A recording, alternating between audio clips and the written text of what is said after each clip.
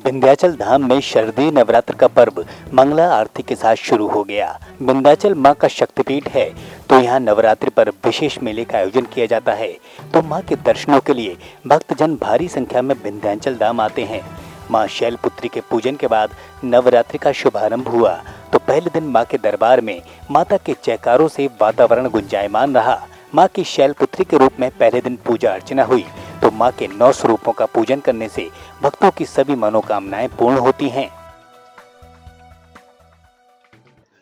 आज माता विंध्यवासिनी के दरबार में नवरात्रि के प्रथम दिन भक्त माँ के शैलपुत्री स्वरूप के दर्शन और पूजन कर रहे हैं। आज माँ को कौन से प्रिय पुष्प अर्पित करने चाहिए कि भगवती प्रसन्न होंगी, कौन से भोग प्रसाद अर्पित करने चाहिए भगवती अति प्रसन्न होंगी। तो आज बता दें, आज भगवती को गुड़हल की माला, गुड़हल के पुष्प अर्पित करने से भगवती अति प्रसन्न होती हैं। अपराजिता पुष्प अर्पित करने से भगवती अति प्रसन्न होती है। इसके साथ ही भगवती को आज नारियल के भोग अर्पित किए जाएं, मखाने के खीर अर्पित किए जाएं, भगवती प्रसन्न होंगी। आज पीत वस्त्र धारण करके भगवती की आराधना करने से भगवती की अनंत कृपा बरसती है। और इसके साथ ही बता दें, नवरात्रि में त्रिकोण शक्ति माता विंध्यवासिनी का दरबार हो, तो इस धाम में आकर के भक्त नवरात्रि में अगर त्रिकोण दर्शन कर लेता है तो उसे एक शतचंडी का जो फल होता है वो प्राप्त हो जाता है। इस दरबार के विषय में तो ये भी कहा जाता है कि नवरात्रि में आइए, सीढ़ी छुइए और माँ के ध्वजा के दर्शन कर लीजिए। नवरात्र की संपूर्ण शक्ति का आशीर्वाद वो प्राप्त करके भक्त लेकर के जाता है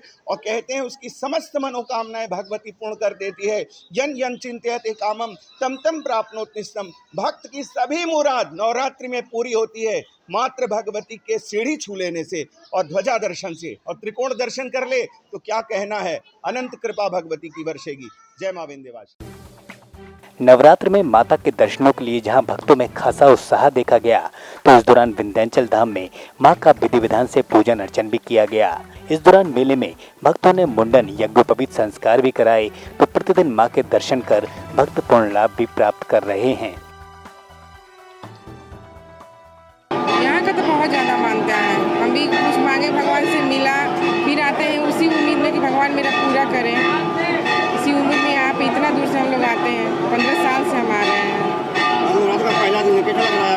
बहुत अच्छा लग रहा है। विश्वास नहीं था कि इतना भीड़ भाड़ होगा कोरोना की वजह से, लेकिन फिर भी बहुत ज़्यादा भीड़ है यहाँ पे। तो इससे पहले भी आप आते हैं? हाँ, आते हैं। कब से आ रही है? 15 साल हो गए।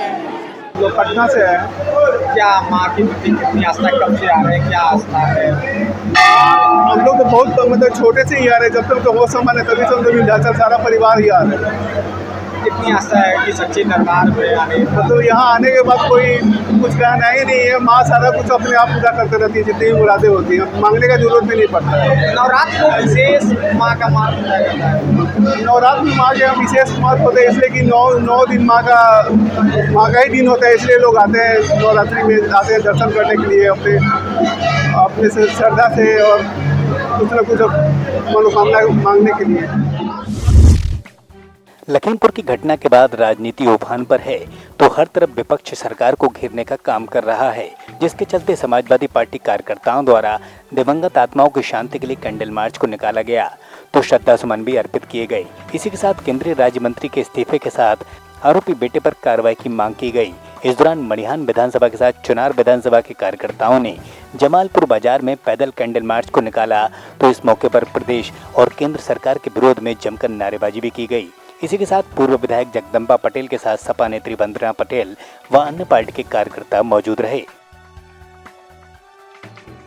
केंद्रीय गृह राज्य मंत्री द्वारा, उनके बेटे द्वारा किसानों के जुलूस पे शांतिपूर्ण जुलूस निकल रहा था, वो वापस भी जा रहे थे और उनको बर्बर तरीके से जीप द्वारा, गाड़ियों द्वारा कुचला गया, जिसमें से हमारे 4 किसानों की हत्या हो गई।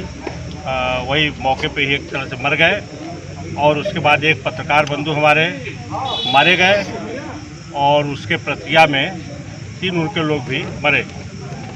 इसलिए हम लोग इस सरकार के खिलाफ। इसको आप हादसा समझ रहे हैं या जानबूझ के किया गया? ये तो जानबूझ के किया गया। हादसा थोड़ा, किसी को आप कुचलेंगे तो हादसा थोड़ा होगा। आप तो जानबूझ के देख रहे हैं कि आगे भीड़ जा रही है और आप बहुत तेज़ी से 120 की स्पीड से आप जा रहे हैं और किसानों के ऊपर चढ़ाते हुए चले जा रहे हैं। इसको हादसा कहेगा। उसके बाद भी झूठ बोल रहे हैं कि मेरा बेटा नहीं गया, जबकि उनका बेटा लोगों ने देखा 28 सेकंड के वीडियो में उनका बेटा गाड़ी से उतर करके कुचला, उसके बाद उतर करके भागा और पुलिस वाले उसको प्रोटेक्ट किए। ना नौजवानों का शोषण हो रहा है, किसानों का शोषण हो रहा है, हमारी महिलाओं का शोषण हो रहा है, बहनों का शोषण हो रहा है, हर जगह पूरे देश का शोषण हो रहा है। संविधान खतरे में है, हमारा पूरा राष्ट्र खतरे में है। किसान भाइयों के ऊपर दिन प्रतिदिन अत्याचार बढ़ते जा रहे हैं। लखीमपुर खीरी की जो घटना है उसमें हमारे कई किसान, लगभग 8 किसान शहीद हो गए हैं। उनकी शहादत में आज हम लोगों ने कैंडल मार्च निकाला है। यहाँ पे उनका अहंकार है, सत्ते का कह लीजिए कि सत्ते का वो दुरुपयोग कर रहे हैं। जब उनको हमने देश सौंपा था इसलिए कि हमारे नौजवान, हमारा किसान, हमारे पूरा देश हमारा उनके हाथों में सुरक्षित रहे, लेकिन वो उसका दुरुपयोग कर रहे हैं। ना ही किसान सुरक्षित है, ना ही नौजवान सुरक्षित है, ना माताएं बहनें यहाँ सुरक्षित हैं। देखिए, हमारे भारत देश के आदरणीय प्रधानमंत्री जी को किसान जले, नौजवान जले, बेरोजगार से परेशान हैं बेरोजगार लोग। और ये जो भाजपा की सरकार है यह किसान विरोधी सरकार ही है, नौजवान विरोधी सरकार है। इनको इससे कुछ लेना देना नहीं है, उनको अपने कुर्सी संभाले रखना है। तो इसलिए कहा जा सकता है कि चाहे जितनी विरोधी पार्टियां हैं, हम लोग सभी लोग प्रयास कर रहे हैं कि ये जो भारत की सरकार है, भाजपा की सरकार है, जो 3 काले कानून इन्होंने किसान विरोधी बिल लेके आए, इसको ये वापस कर ले। लेकिन ये हठी सरकार है, निर्दयी सरकार है, झूठ बोलने वाली सरकार है। इनको इससे कुछ लेना देना नहीं। प्रदेश सरकार रोजगार के लिए, युवाओं के लिए कोई व्यवस्था नहीं है। प्रदेश सरकार में 18-18 साल, 22-22 साल के लड़कों की हत्या कर दी गई। यह सरकार व्यापारियों की वजह से आई और पहली हत्या व्यापारियों को हुई। अभी हाल में आपने मनीष गुप्ता, एक सीधे साधे व्यापारी को देखा कि गोरखपुर में पुलिस रात को 12:30 बजे पहुंच के सोते हुए आदमी को बर्बरतापूर्वक पीटा गया कि होटल में ही उस व्यक्ति की जान चली गई और कोई कार्रवाई आज तक नहीं हुई। वो इंस्पेक्टर फरार है, उसके ऊपर 1 साल में वो सिपाही से इंस्पेक्टर बना है और 1 साल में 3 हत्या का आरोप लग चुका है। यह सरकार पूरी तरह से बलात्कार हत्या प्रदेश बन चुका है। यह हत्यारी सरकार है और बदलने जा रही है। जनता ने यह मूड बना लिया है कि बदलने जा रही है।